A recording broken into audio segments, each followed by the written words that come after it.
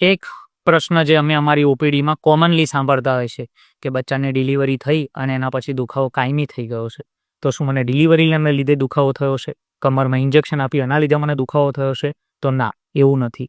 સામાન્ય રીતે ગર્ભાવસ્થા દરમિયાન તમે તમારા બચ્ચાને ઉદરમાં રાખી અને કમર ઉપર પ્રેશર જનરેટ થતું હોય છે. આ બધી કન્ડિશનમાં તમારા મસલ્સ નબળા થઈ જતા હોય છે. પ્લસ આફ્ટર ડિલિવરી બચ્ચું જ્યાં સુધી 1 થી 2 વર્ષનું ના થાય ત્યાં સુધી તમને આરામ નથી મળતો, ઊંઘ પૂરતી નથી મળતી, પોષણ બરાબર નથી મળતું. આ બધા કન્ડિશનના લીધે ઓર મસલ વીકનેસ થાય છે. અને પાછી તમે જ્યારે રૂટીન લાઈફ કરો એટલે ઘરની જવાબદારી હોય અને પ્લસ ઊભા પગે બેસવાનું, પલાઠી વાળીને બેસવાનું, વાંકાવળાનું કલ્ચર આપણું જે કોમન કલ્ચર છે આપણામાં, પ્લસ તમે તમારા રૂટીન કામકાજમાં આવવાના એટલે કે જોબમાં ચાલુ કરો એટલે તમને ક્યારે આરામ કરવાનો અથવા તો મસલને મજબૂત કરવાનો ક્યારે ટાઈમ જ નથી મળતો.